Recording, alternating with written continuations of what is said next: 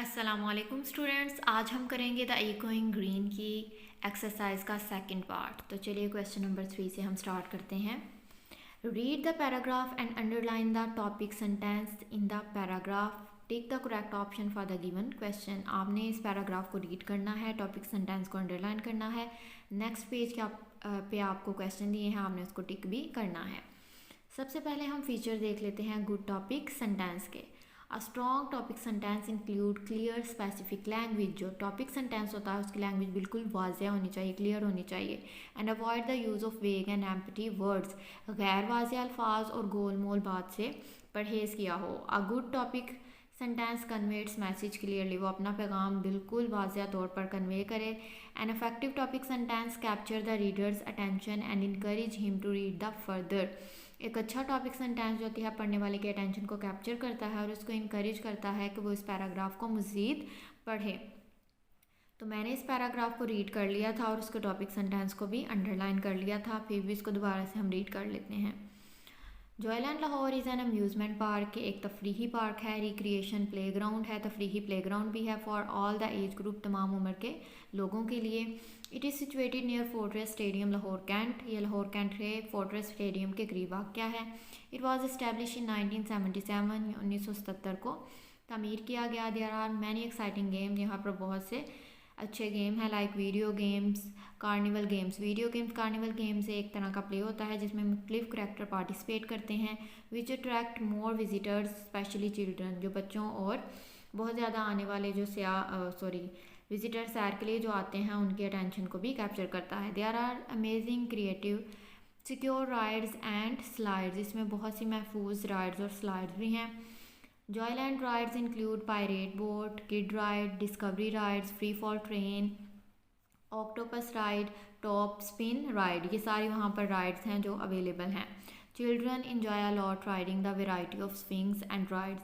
बच्चों को मुख्तलिफ तरह के झूले और राइड्स बहुत ज़्यादा पसंद हैं। The parking facility is also available for visitors. गाड़ी पार्क करने की आपके पास फैसिलिटी यानी सहूलत भी वहाँ पर अवेलेबल होती है। नेक्स्ट पेज पे हम इसके क्वेश्चंस को रीड कर। तो फर्स्ट क्वेश्चन हमसे पूछा है which is the famous stadium near Joyland. Joyland के पास जो सबसे मशहूर स्टेडियम है वो कौन सा है? Fortress Stadium. In which year was the Joyland park establish. किस साल में जॉयलैंड पार्क बना था? 1977 में। Where is Joyland park situated, कहाँ वाक़या है? In Lahore. What is Joyland Lahore. Joyland Lahore क्या है? अ पार्क, एक पार्क है। Which of the following rides are there in the Joyland Lahore. Joyland में कौन सी राइड्स हैं? टॉप स्पिन राइड है एंड पायरेट बोट है। बोट यानी बोथ ए एंड डी वाला हमारा करेक्ट आंसर है। नेक्स्ट देख लेते हैं part of speech through abbreviations. Abbreviations short word होते हैं जो हम बार बार रेपिटेशन से बचने के लिए या स्पेस और टाइम को बचाने के लिए यूज़ करते हैं। तो यहाँ पर नाउन की एन की एब्रीवेशन होगी नाउन, पी आर ओ की एब्रीवेशन होगी प्रोनाउन, वी की होगी verb, adjective A D J होगी एडजेक्टिव की, ए डी बी होगी एडवर्ब की, पी आर ई पी होगी प्रपोजिशन की, सी ओ एन जे कंजंक्शन की और आई एन टी इंटरजेक्शन की होगी। होप सो आपको समझ आ गई होगी। देख लेते हैं compound words. A compound word is made up of two words. दो लफ्ज़ों से मिलकर बनता है। दैट कम टुगेदर, जो एक साथ आते हैं टू मेक वन वर्ड, और एक लफ्ज़ मिलकर बना देते हैं। फॉर एग्जाम्पल बैक और प्लस बोन इज इक्वल है back bone. Super plus star is equal है सुपर स्टार। नेक्स्ट हमें दिया है आफ्टर। आफ्टर को हम ज्वाइन करेंगे नून के साथ तो बन जाएगा आफ्टरनून। बेस को ज्वाइन करेंगे बॉल के साथ बन जाएगा बेसबॉल। एयर को ज्वाइन करेंगे पोर्ट के साथ एयरपोर्ट। बेड का साथ आ जाएगा बेडरूम। टी के साथ टी पोर्ट आ जाएगा। मैंने यहाँ पे सॉल्व किए हैं, मैं आपको पढ़ा देती हूँ। Afternoon, baseball, airport, bedroom, tea cup, passport, sandbox, wallpaper, armpit and near by. ये सारे कंपाउंड वर्ड हैं जो दो लफ्ज़ों के से यानी दो वर्ड से मिलकर बने हैं। बेस और ball, airport, bedroom, tea cup, passport, sand box, wallpaper, armpit and near by. Next हम जेरेंड को देख लेते हैं। जेरेंड इज़ अ वर्ड, एक लफ्ज़ है that act as a noun and ends in I N G. जो एक नाउन नाम के तौर पर काम करता है और एंड करता है आईएनजी पे। यहाँ सबसे बड़ी कन्फ्यूजन जो बच्चों को होती है वो ये होती है कि वो आईएनजी वाला वर्ब वाला आईएनजी समझ लेते हैं, लेकिन यहाँ पे आईएनजी वर्ब के साथ नहीं लगा बल्कि नाउन के साथ लगा है। ये कोई सब्जेक्ट भी हो सकता है, ऑब्जेक्ट भी हो सकता है, लेकिन ये वर्ब नहीं होता, क्योंकि वर्ब के लिए एक प्रॉपर सेंटेंस स्ट्रक्चर होता है लेकिन जेरेंट के लिए एक प्रॉपर सेंटेंस स्ट्रक्चर नहीं होता। फॉर एग्ज़ाम्पल अगर हम वर्ब यूज़ करते हैं तो वो हमारे पास प्रेजेंट कॉन्टीन्यूस में आएगा, पास्ट कॉन्टीन्यूस में आएगा या फिर फ्यूचर कॉन्टीन्यूस में आएगा, और उसके लिए helping verb like is, am, are, was verb होना ज़रूरी होते हैं।